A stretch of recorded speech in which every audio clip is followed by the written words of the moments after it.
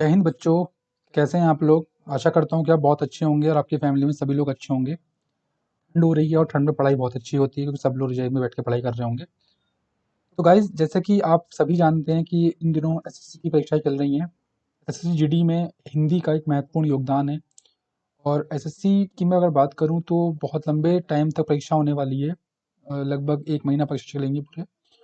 तो ये बात कॉमन सी है कि परीक्षा का जो पैटर्न है, जब परीक्षा के क्वेश्चंस हैं उनका लेवल बढ़ता चला जाएगा। जैसा आप भी जानते हैं, तो है नहीं कि हर एक शिफ्ट में क्वेश्चन ईजी आएगा।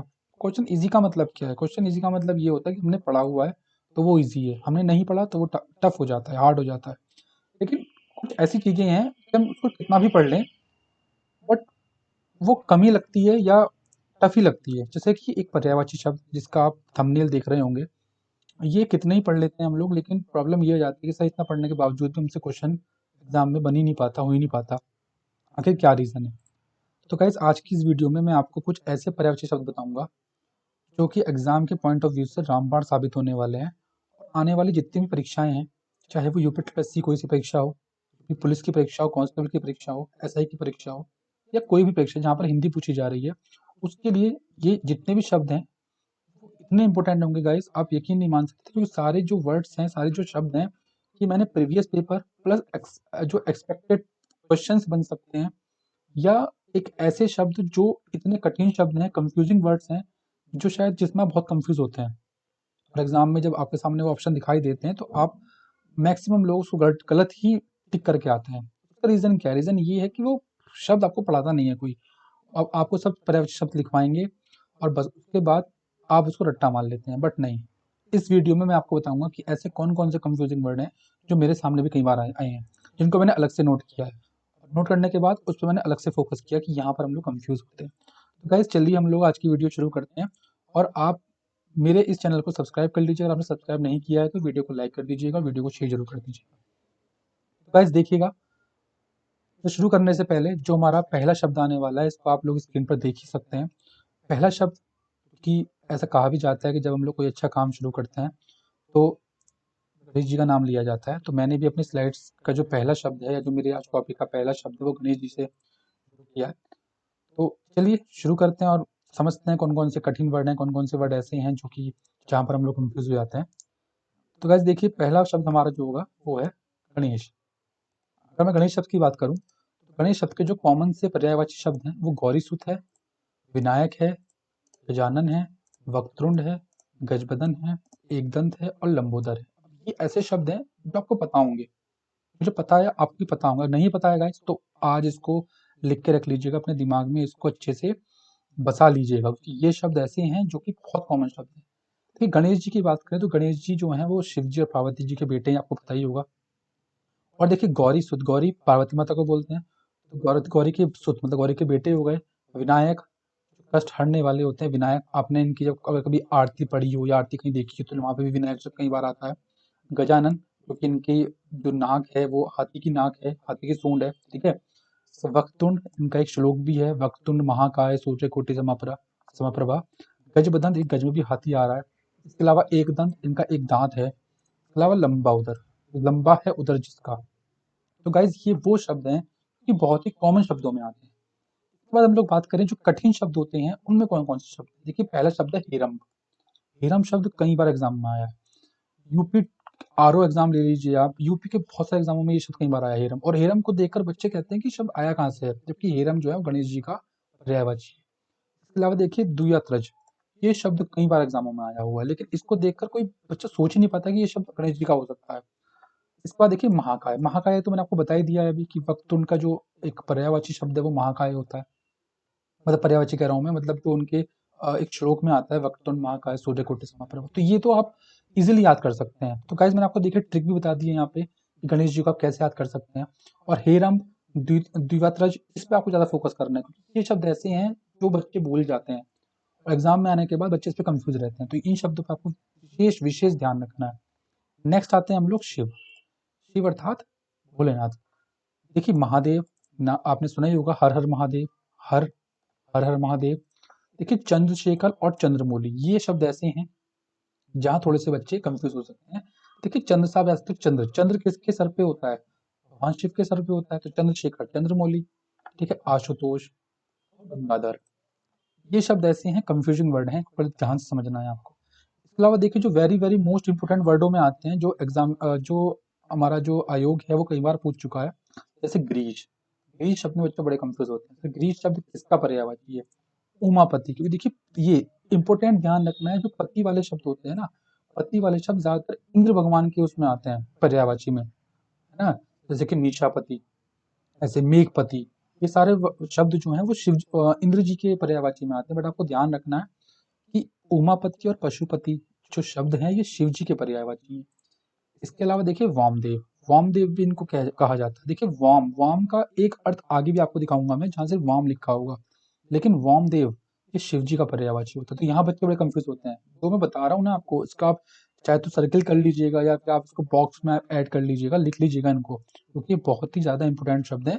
और ये शब्द एक किताब से लिए नहीं गए हैं, ये शब्द मैंने बहुत सारे नोट्स से मिलकर बनाए हैं, ठीक है। ऐसा नहीं कि आपने आदित्य पब्लिकेशन पढ़ ली या आपने ये पढ़ ली तो आपको सारे मिल जाएंगे, नहीं मिलेंगे, क्योंकि ये शब्द मैंने एक्सपेक्टेड क्वेश्चंस में से प्लस जो प्रीवियस ईयर पेपर है वहां से उठाए हैं, और इन्हीं यही पूछे जाएंगे आपसे आगे जाके, ठीक है। इसके अलावा अगर आप याद कर रहे हैं तो बहुत अच्छी बात है, बट ये जरूर याद करें। आगे देखिए तीसरा शब्द है हमारा ब्राह्मण। ब्राह्मण अर्थात पंडित।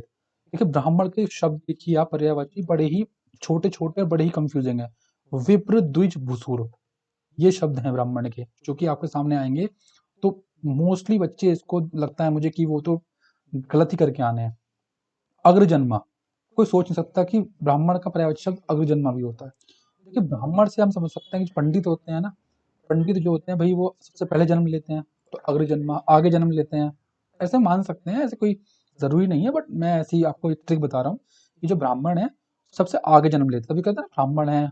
ब्राह्मण कौन होता है, मतलब ब्राह्मण अगर बात की जाए तो प्राचीन इतिहास में हम लोग ऐसा कहते हैं कि ब्राह्मण बहुत ही बुद्धिमान होते थे। क्यों होते थे भाई? वो जन्म आगे लेते होंगे हमसे, हम पीछे खड़े होते रहते होंगे लाइन में। कहते हैं ना जब भगवान बुद्धि बांटता है तो सबसे पहले आगे वाले को देता है, तो ये ब्राह्मण उन्हीं में आते हैं। ऐसा मैं एग्जाम्पल दे रहा हूँ और टिप दे रहा हूँ मैं आपको, ठीक है। द्विज, ये सबसे प्रथम है, अर्थात इनका ऐसा कोई दूसरा नहीं है, ऐसे हम लोग समझ सकते हैं, ठीक है।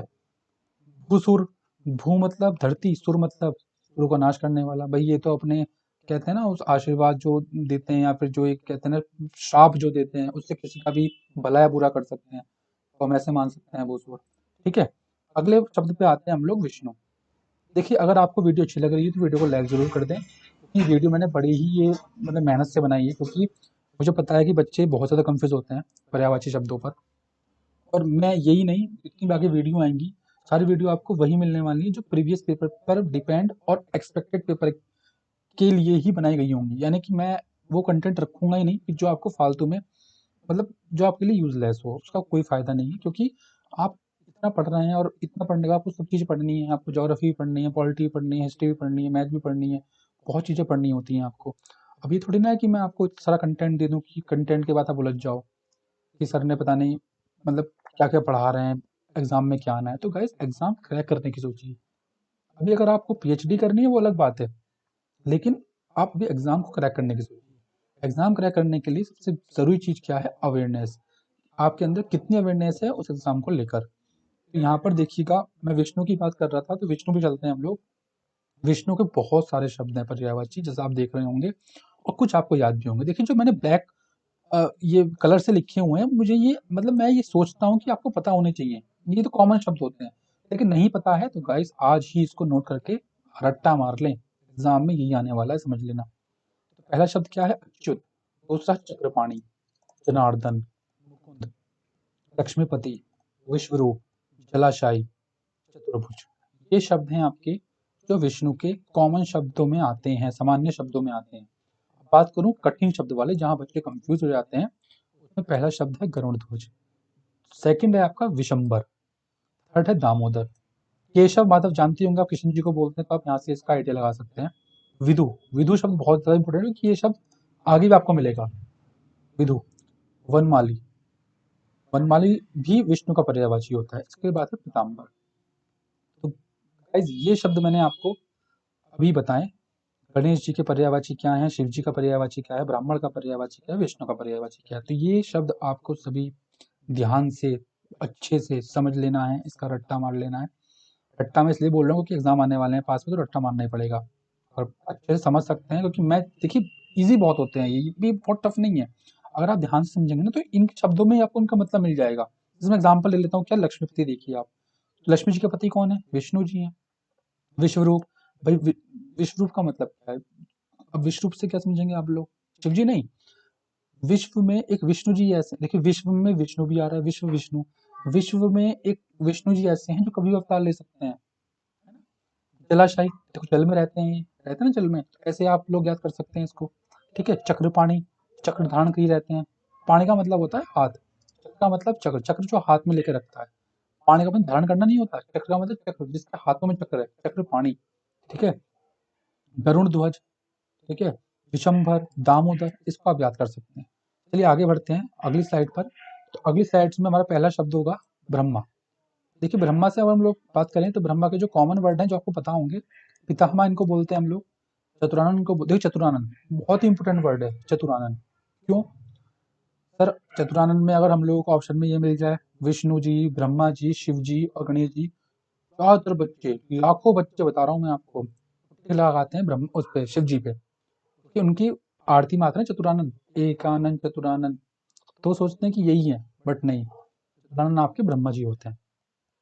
फिर बच्चे कहते हैं सर हमारा पेपर खराब हो गया। रीजन क्या है? रीजन यही है कि आपने सही से पढ़ा नहीं है उसको। इसके बाद देखिए विधि, विधि भाई विधि का निर्माण करता कौन है? विष्णु, ब्रह्मा जी हैं। विधाता, विधाता कौन है? ब्रह्मा जी हैं। सृष्टि किसने बनाई है? ब्रह्मा जी ने बनाई है।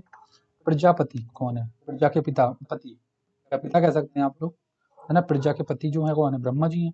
सदानंद कौन है? ब्रह्मा जी हैं। कठिन शब्दों की बात करें तो स्वयंभू, देखिए स्वयंभू एग्जाम में मतलब करोड़ों बार पूछा गया है स्वयंभू। विरंची, कमलासन, कमलासन वेरी इंपॉर्टेंट है। हिरण्यगर्भ वेरी इंपॉर्टेंट। हंसवाहन, अज, अंडज, गिरापति, देखिए ये स्वयंभू। और देखिए इससे एक शब्द और बनता है आत्मभू, ये भी ध्यान रखना है आपको। इससे एक शब्द बनता है आपका आत्मभू। क्या बनता है? आत्मभू। आत्मभू इनको बोलते हैं, इनको बोलते हैं जी आत्मभू, ब्रह्मा जी को। तो ध्यान रखना है बस, इनको भूलना नहीं है। ठीक है, उसके बाद देखिए ईश्वर, भगवान ईश्वर है ना। परमात्मा कहते हैं इनको, जगत प्रभु, परमेश्वर, भगवान, जगदीश। देखिए ये तो बड़ा कॉमन सा है, अगर आप देखें तो कहते हैं ना हम लोग ईश्वर, भगवान कहते हैं, भगवान, परमात्मा, हे परमात्मा, हे भगवान, हे परमात्मा, हे प्रभु कहते हैं ना, हे प्रभु, हे परमेश्वर, हे जगदीश। देखिए जगदीश वर्ड है, ये आपको ध्यान रखना है, तो नया सा वर्ड है जगदीश, मतलब एक डिफरेंट वर्ड है, नया नहीं कहूंगा, डिफरेंट कहूंगा, क्योंकि बहुत पुराना शब्द है जगदीश तो। लेकिन जगदीश में ना ज्यादातर बच्चे कहाँ गलती करते हैं मैं आपको बताता हूँ। अगर इसका एक वर्ड पूछा गया एग्जाम्पल के लिए, जगदीश का पर्यायवाची क्या है, ऐसे पूछ ले वो आपसे। हालांकि इतना डीप नहीं जाएगा वो आपसे ईश्वर का पर्यायवाची पूछेगा। लेकिन एग्जामिनर चाहे तो कुछ भी कर सकता है, वो चाहता है जगदीश का पर्यायवाची पूछ ले और आपसे दे दे ऑप्शन में विष्णु। मैं गारंटी ले रहा हूँ कि 100 में से 80% बच्चा टिक लगाने वाला है विष्णु पे। जगदीश क्यों लगाने वाला है पता है आपको? रीजन क्या है? रीजन है ओम जय जगदीश हरे। क्या रीजन है? ओम जय जगदीश हरे। कहेगा जगदीश मतलब विष्णु, तो वहां गलती कर देंगे। आपको यही चीज पढ़नी है, कॉमन चीज सब पढ़ते हैं, आपको क्या पढ़ना है? कुछ डिफरेंट, जिससे आप लोग उनसे आगे निकल सकें। देखिए नेक्स्ट कठिन शब्द में आता है आपका अगोचर अनंत। अगोचर, अगोचर अलग अलग इनकी आरती में भी आता है, विष्णु भगवान की। यहाँ देखिए, यहाँ पे देखिए आप लोग, अगोचर जो है वो विष्णु भगवान की आरती में भी आता है। तो यहाँ बच्चे कंफ्यूज हो जाते हैं कि यार अगोचर तो मैंने वहां सुना है कि जो शिव जी की विष्णु जी की आरती होती है उसके अंदर अगोचर आता है। अनंत, अनंत भाई भगवान तो अनंत है। ठीक है, अब आते हैं वायु पर। अब देखिए वायु के कितने सारे शब्द हैं जो आपको याद भी होंगे, मुझे उम्मीद है, और जो याद नहीं है वो आप देख लीजिएगा, और कठिन शब्दों में देख लीजिएगा कठिन शब्दों में कौन कौन से शब्द ऐसे हैं जो कठिन शब्दों की श्रेणी में आते हैं। तो फर्स्ट है हमारा समीर।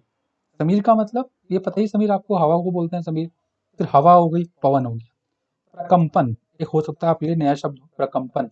बयार, बयार भी गाँव में बोलते हैं बयार, है ना।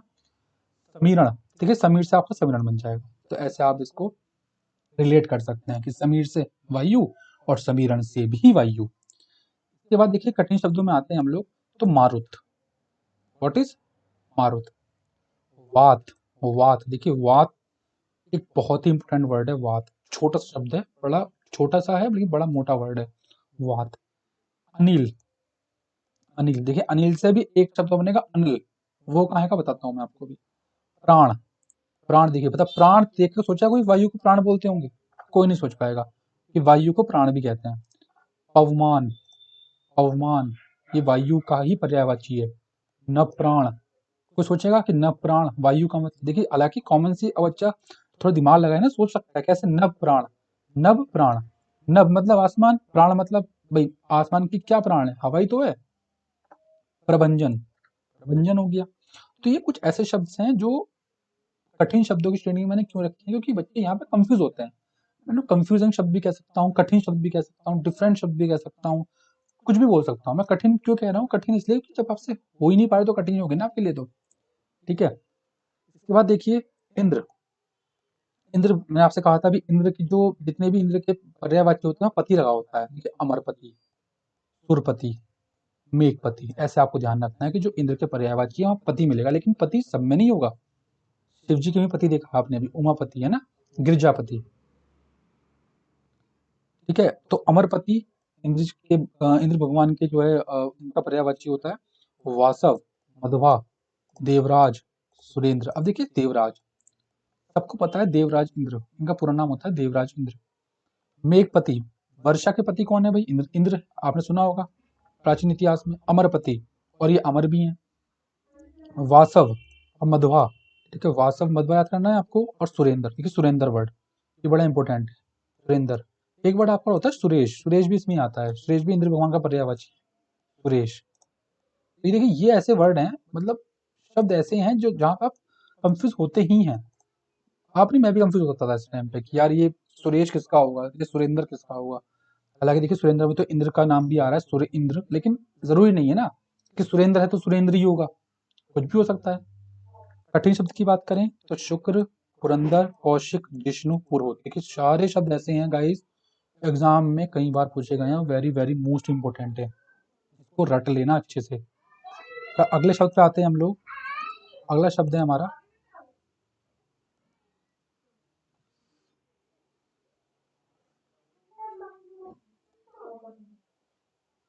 गाइस अगला शब्द है हमारा आग। तो मैं अगर आग की बात करता हूँ, गाइस मैं आग की बात करूं तो आग देखिए अग्नि, धनंजय, ज्वलन, दहन, अरुण, रोहिताश, वायु सखा। गाइस यकीन मानिए ये वो शब्द हैं जो बहुत ज़्यादा इंपॉर्टेंट है, मैं आपको अभी भी लिख के दे रहा हूँ। आप कहीं ना तो कहीं भी लिखने को तैयार हो, बहुत इंपॉर्टेंट शब्द है। ये मतलब सर स्टाम्प पेपर लेके आ रहा हूँ मैं लिखवा देना, तो ये कहने का एक तरीका होता है, कहीं लिख के दे रहा हूँ। ठीक है, इसके बाद देखिए जातवेद। अनल, देखिए अनल अभी था ना, अनिल पीछे, अनिल होता है वायु का, अनल होता है आग का। पावक। उसके बाद देखिए वर्षा, वर्षण, बारिश, बरसात, वृष्टि, सब जानते होंगे। ये कॉमन से शब्द हैं। वर्षण, वर्षा से वर्षण बन गया, बारिश तो वर्षा को बोलते ही हैं, बरसात भी कहते हैं, वृष्टि ओलावृष्टि, ओलों की बरसात होना। हाथ, कर, हाथ को कर भी कहते हैं। बाहु, आपके बाहु में दम है नहीं है। हस्त, हाथ, हस्तलिखित। पानी, चक्र पानी। भुजा, भुजा समझ गए होंगे ना, ये हाथ के पर्यायवाची। वृक्ष, पेड़, पादप, या आसान है। कठिन शब्द में क्या आता है यहाँ पे, गाछ, द्रुम, अगम, विटप। देखिए आप लोग सोच रहे होंगे सर आपने जो वर्षा और हाथ है इसके कठिन शब्द क्यों नहीं लिखे। रीजन ये है कि इसके शब्द यही आते हैं एग्जाम के अंदर, परीक्षा में जो पूछे गए हैं तो यही पूछे गए हैं, तो इसलिए यहाँ जरूरत नहीं है आपको कठिन शब्द याद करने की। वृक्ष में आते हैं आपके, वृक्ष में पेड़, पादप तो कॉमन से शब्द है। अब देखिए कॉमन शब्द को पता होते हैं, एग्जामिनर क्यों देगा इनको, सोचो आप। हाँ, वो दे सकता है बट किस कंडीशन पे, अगर उसने 19 क्वेश्चंस, अगर 20 क्वेश्चन आ रहे हैं जीडी के अंदर तो 19 क्वेश्चन आसान दिए हो तो ये दे देगा, मतलब टफ दिए हो सॉरी, अगर 19 क्वेश्चन टफ दिए हो तो एक आसान दे देगा वो आपको। लेकिन जब उससे पता है कि लेवल सेम रखना है मुझे, तो ये कभी नहीं देगा आपको, और देता है तो आपकी बल्ले बल्ले। ठीक है, गाछ, द्रुम, अगम, विटप, ये 4 शब्द हैं हमारे जो कि कठिन शब्दों की श्रेणी में आते हैं, इनको आपको ध्यान रखना है। ठीक है, अगले आते हैं हम लोग आंख। आंख का देखिए नेत्र, नयन, चश्म, लोचन, नजर। लोचन शब्द कई बार एग्जाम पूछा गया है। नेत्र तो इजी है, सबको पता होता है। नयन पूछा गया है एग्जाम में कई बार। और देखिए द्रग और चक, ये कठिन शब्दों में आते हैं और यही बहुत पूछे जाते हैं। मतलब थोड़ा सा मैं अगर अच्छा लेवल लूँ एग्जाम का, जैसे मान लो पुलिस का एग्जाम हो रहा है, एसआई का एग्जाम हो रहा है या फिर थोड़ा ऊपर जाएंगे तो आरओ एरो का एग्जाम हो रहा है, तो वहाँ पे ये पूछा जाता है। देखिए जितने बच्चे यहाँ पे तैयारी कर रहे हैं जीडी की, तो कॉमन सी बात है, मैं तो ये कहता हूँ कि सबका सिलेक्शन हो जाए, बट हो नहीं पाएगा। आपको सबको पता है कि सीट्स लिमिटेड होती हैं, लेकिन हाँ आगे भी वैकेंसीज आ रही है ना, पुलिस की वैकेंसी आ रही है, कांस्टेबल की वैकेंसी आ रही है, तो तैयारी अपनी अच्छे से रखिएगा। मैं चाहता हूँ, मैं विश करता हूँ कि आप सबका सिलेक्शन इसी उसमें हो जाए, भर्ती में। और मैं तो ये भी कहता हूँ कि गवर्नमेंट और भर्ती इसमें बढ़ा के दे दे, इतने बच्चे सबको भर्ती देते हैं, बट ऐसा होना पॉसिबल नहीं है, आपको ही पता है। तो तैयारी आपको रखनी है, ठीक है। आगे हम लोग चलते हैं। अगला जो शब्द है हमारा, दैट इज सूर्य। सूर्य की हम लोग बात करें, सूर्य शब्द में आते हैं हम लोग, देखिए दिवाकर, सूरज, आदित्य, भानु, भास्कर, दिनेश। उम्मीद करता हूँ कि आपको ये शब्द तो याद होंगे, ये बचपन से करते आते हैं हम लोग 6-7 क्लास से। दिवाकर, सूरज, आदित्य, भानु, भास्कर, दिनेश। बल्कि मैं आपको एक चीज बताऊं, जब आप लोग 10th में 9th में होंगे या फिर जब आप 11th में होंगे, तो टेस्ट में भी आपसे ये शब्द पूछे जाते हैं, बताओ सूर्य का पर्यायवाची दिवाकर, सूरज, आदित्य। बट चलो हम लोग भूल जाते हैं, वो अलग बात है। तो आप दोबारा से एक बार देख लीजिएगा, ये आपको आराम से याद हो जाएंगे, ये बहुत ईजी होते हैं। टफ शब्दों की जो श्रेणी में आते हैं वो आपका है सविता, अर्क, मार्तंड और अंशुमाली। ये ऐसे शब्द हैं गाइस जो कि एक टफ शब्दों की श्रेणी में आते हैं, कठिन शब्दों की श्रेणी में आते हैं, या फिर कंफ्यूजिंग वर्डों की श्रेणी में आते हैं। इसका आपको विशेष ध्यान रखना है। समुद्र, समुद्र पे आते हैं हम लोग, तो सिंधु, सागर, नदीश, पयोनिधि, नरी नदी, अवधि, वरिधि, जलधाम, जलधि, उदधि। एक चीज ध्यान रखना, जिस भी शब्द के आगे आपको धी मिल जाए धी, ये वाला, तो इसका मतलब वो शब्द पक्का समुद्र का पर्यायवाची है। ये ध्यान रखना है। ये एक तरह से मैं आपको ट्रिक बता रहा हूँ, इंपोर्टेंट बता रहा हूँ, टेक्निक बता रहा हूँ, कॉन्सेप्ट जो आप सोचते हैं वो समझ लीजिए। जहां भी आपको आगे धी मिल गया, इसका मतलब वो समुद्र का पर्यायवाची है। मतलब ये तब की बात है जब आप लोग कंफ्यूज हो जाएं कि यार ये शब्द पता नहीं किसका होगा, तो धी मिल रहा है तो समझ लो वो समुद्र का ही पर्यायवाची होगा। उसके बाद देखिए कठिन शब्द में आते हैं पारावार। पारावार का मतलब भाई पहाड़ों पे बाढ़ आ गई, कहते हैं ना पहाड़ों पे बाढ़ अभी आ रही है, आप देखा होगा। अभी जो हमारा एक टेम्पल है ना, उसमें आपने न्यूज़ में देखे होंगे कि बाढ़ आ रही है। तो ऐसा आप रख सकते हैं पाड़ा बाढ़, है ना, पाड़ा बाढ़। बारिश बारिश, समुद्र में बारिश बारिश आ गई ना, तो बारिश, रत्नाकर, अर्णव, ये आप याद रख सकते हैं। पृथ्वी की बात करें हम लोग, देखिए पृथ्वी में धरा, भू, धरती, वसुंधरा, वसुधा, मही।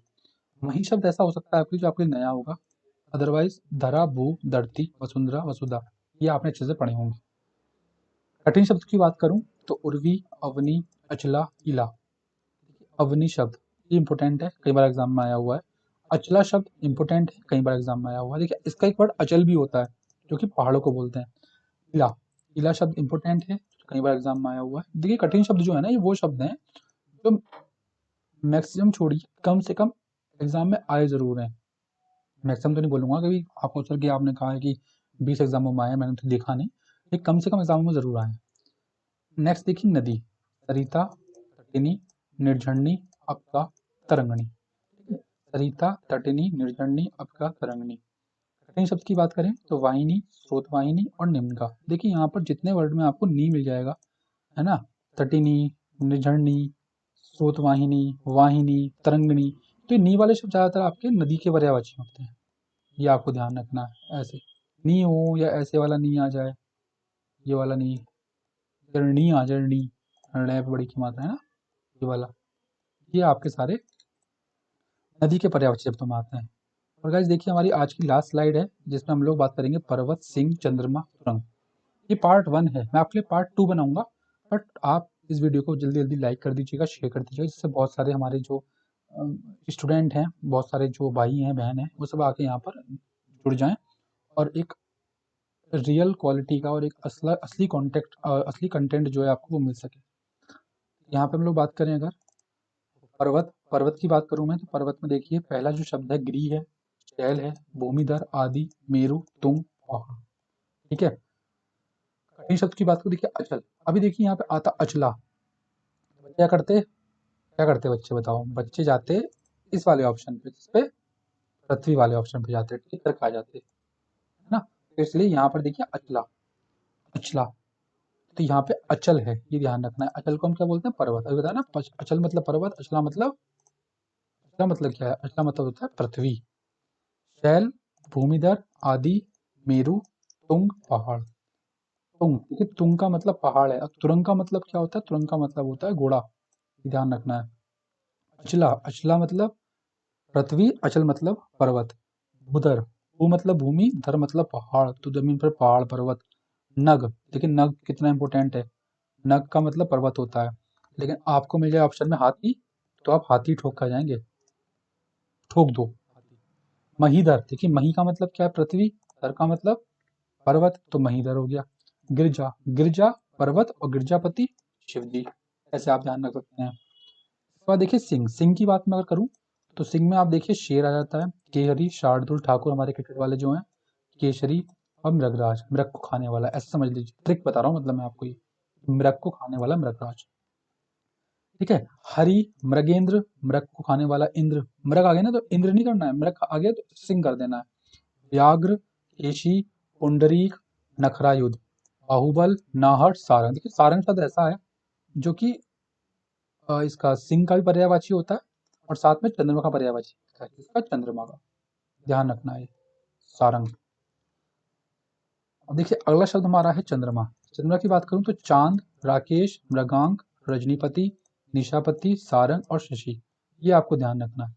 चांद, मृगांक, रजनीपति, निशापति और सारंग, शशि। अब देखिए सारंग शब्द आपको एग्जाम में मिलता है, तो कॉमन सी बात है, या तो आपको सिंह देगा ऑप्शन में, या आपको चंद्रमा देगा, दोनों कभी भी एक साथ नहीं देगा, तो ध्यान रखना है अगर सारंग शब्द आ रहा है तो ये सिंह का भी है, चंद्रमा का भी है, ये इससे कंफ्यूजिंग वर्ड वर्ड में आते हैं गाइस, इसलिए मैं आपसे कह रहा हूँ कि इसको ध्यान रखें स्पेशली।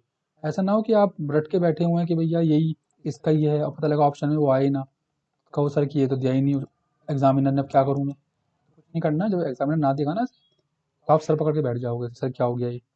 तो इसलिए ध्यान रखना है, जब भी कोई दो शब्द आपको मिले तो उसको नोट कर लेना है स्पेशल नोट में, कि भैया सारंग भी और ये वाला सारंग, एक शेर का है और एक चंद्रमा का है। विभाकर, देखिए विदु शब्द आ गया, पहले बताया था मैंने आपको, विदु शब्द भी है ना। कलानिधि, मयंक, चंद्र। कठिन शब्द की बात करूं तो कलाधर, सुधांशु, द्विजराज।